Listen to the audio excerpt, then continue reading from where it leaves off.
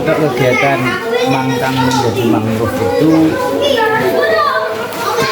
kegiatannya satu ini untuk pabrik saja sebenarnya, karena memang yang dirasakan oleh masyarakat sekarang ini bahwa kali beringin setelah normalisasi itu tanggulnya jadi tinggi. Mau tidak mau masyarakat itu kan harus mengikuti supaya tingginya sama dengan tanggul kali. Masyarakat itu harus meninggikan rumah, namun keterbatasan masyarakat itulah sehingga masyarakat yang ada di sekitaran kali beringin akhirnya menjadi kawasan rendah. Inilah yang mengakibatkan kemudian menjadi mangkok tadi mas. Apalagi di kanan kirinya kampung Mangundarjo, Mangkangwetan itu sudah menjadi milik pengembang. Nah tentunya ketika ada kegiatan pengembang itu tetap akses jalan akan diperbaiki, kemudian yang punya tambak akan diuruk dan seterusnya. Itu menjadi semacam kawasan yang lebih tinggi dari perkampungan asli. Nah, itu tagline kita adalah mangkang jadi mangkok. Susur air sebenarnya kan kita ini mengulangi masa-masa bagaimana air bersih itu kita ini sangat mudah mas. Dan itu tidak perlu untuk mengambil air bawah tanah, karena sumber yang ada di Tambak Aji itu waktu itu cukup untuk kebutuhan air bersih 5 kelurahan, Karanganyar, Rambubaru, Mangkangwetan, Mangundarjo, dan Mangkangkulo. Nah, maksud saya supaya ini teridentifikasi bahwa dulu masyarakat khususnya 3M ini itu tergantung kepada sumber mata air yang ada di Tambak Aji. Nah, karena alih fungsi lahan yang ada di atas, maka pada tahun 78 itulah mulai krisis air terjadi di 3M ini. Dan satu-satunya masyarakat di 3M ini, khususnya di wilayah Mangundarjo ini, untuk mengatasi krisis air, jadi ada sumur artetis pertama yang dibangun pada 1978 ada di sebelah masjid.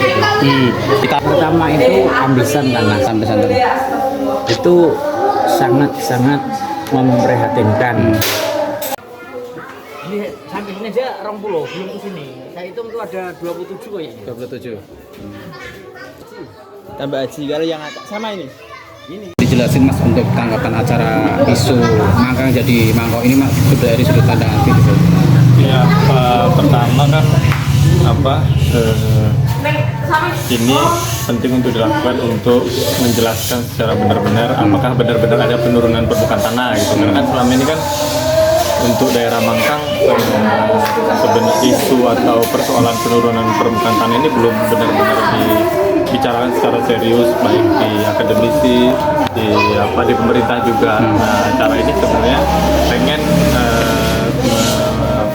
paling nggak ngasih tahu, ngumumin dan melaporkan sebenarnya bagaimana amblesan tanah di daerah Mangkang. Dan sebenarnya dari riset teman-teman yang sudah lakukan memang ada gitu. Terus teman-teman tadi juga diajakin untuk melihat tandon air Belanda gitu ya, dan pipa-pipa jalur air Belanda yang sebenarnya di daerah Mangkang ini banyak sumber air lain sebenarnya. Bahkan tadi kita melihat ada warga yang sebenarnya sudah punya sumur pendek 5 meter yang itu ada terus airnya gitu ya. Jadi tidak hanya harus mengebor secara besar-besaran gitu. Dan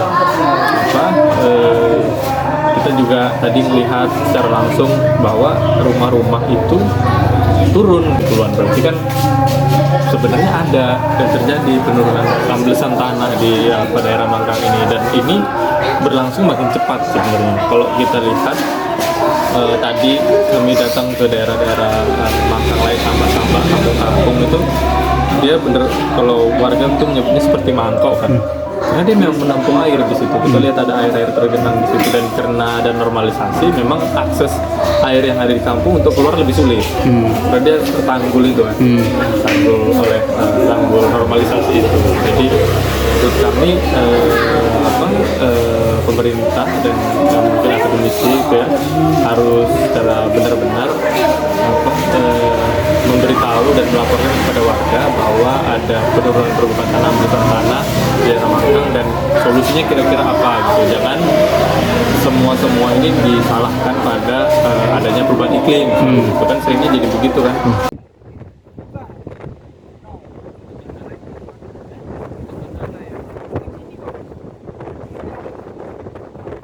Ya, ini kan diskusi yang diprakarsai oleh mahasiswa Prancis yang lagi ngambil S3 di Amsterdam di sosial geografi, tertarik dengan fenomena ambesan tanah atau land subsidence yang menimbulkan abrasi pantai ya.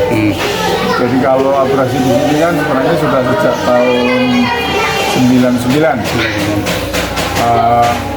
Nah, saya kira apa yang akan dilakukan diskusi di sini mudah-mudahan bisa menarik perhatian bagi para pengambil keputusan untuk memberikan perhatian terhadap fenomena abrasi di Laungharjo dan Mangkangwetan yang menimbulkan kerusakan tambak. Kalau kita melihat pantai di Kota Semarang itu kan sekitar 13,7 km. Itu yang punya mangrove kan hanya Mangunharjo, kemudian Trimulyo yang nanti kelak akan dipindahkan ke tempat lain karena ada pola retensi. Kemudian ada di sekitar bandara yang itu adalah miliknya penerbat. Kemudian di sekitar ya bandara sedikit sekali. Nah, saya kira keswadayaan yang dilakukan oleh masyarakat ini layak untuk